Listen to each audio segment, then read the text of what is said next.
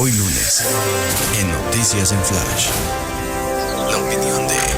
la opinión de Juan José Rodríguez Prats. Iniciamos la semana con su comentario, licenciado. Buenas tardes.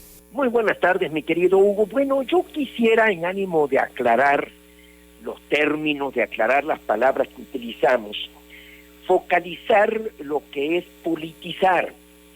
Este verbo lo utilizamos con gran libertinaje. Yo podría decir que México está viviendo un sobrecalentamiento político. ¿A qué me refiero? Cuando se habla de la economía, se habla de que la economía está sobrecalentada y entonces puede venir un trastorno en todo el sistema en su conjunto. Y es el mismo caso con la política.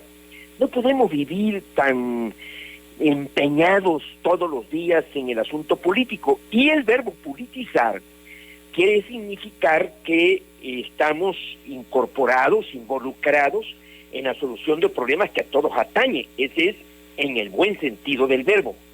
Pero desgraciadamente no es así.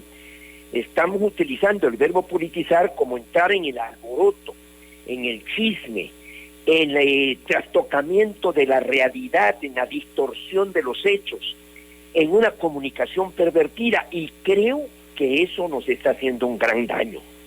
Estamos viviendo con angustia. El presidente de México habla de que México es un pueblo feliz. Yo recuerdo que la felicidad es ausencia de miedo, ausencia de vergüenza, ausencia de culpa. Y yo creo que los mexicanos no estamos en esa condición. Por otra parte, creo que la felicidad son destellos, son llamaradas, son etapas anímicas muy breves. Si la felicidad fuera completa, integral, pues entonces sería aburrida. Por lo tanto, yo creo que sí convendría un cierto remanso. Hay países de los que no tenemos noticias.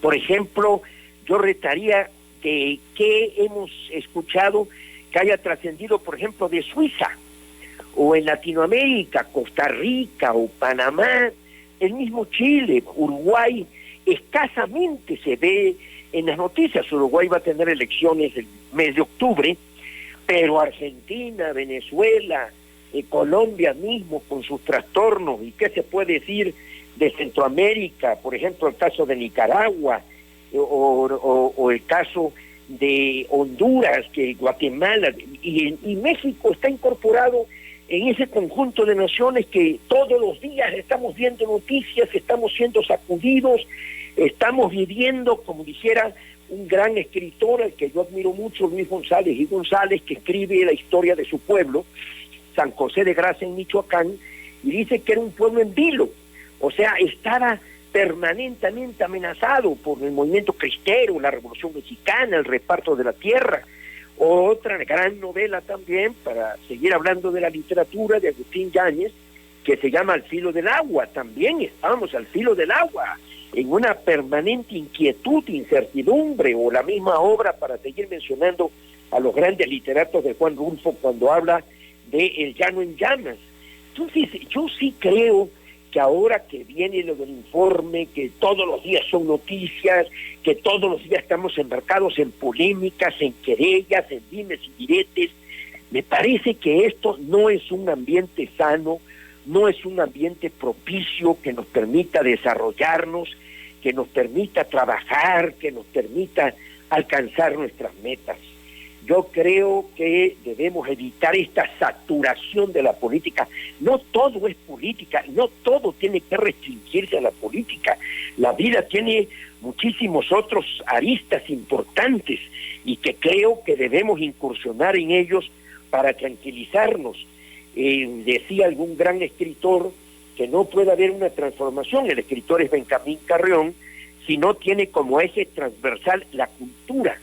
Y la cultura nos debe llevar a serenarnos, a reflexionar, porque percibo que estas sacudidas tan frecuentes, tan cotidianas, lo único que están haciendo es agitarnos aún más, es empezar a atormentarnos, a dividir a las familias, a estar todo el día discutiendo, que repito, no es lo más sano para un pueblo que quiera encontrar el rumbo y alcanzar su desarrollo.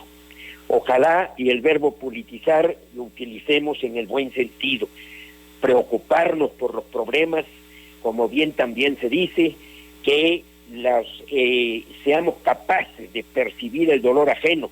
Eso es la política, el de sentir que podemos ser solidarios en el buen sentido de la palabra y no simplemente en envenenar ya nuestro medio ambiente, nuestro ambiente social, que de por sí está cargado de tanta angustia y tanta inquietud. Este sería mi comentario, Hugo.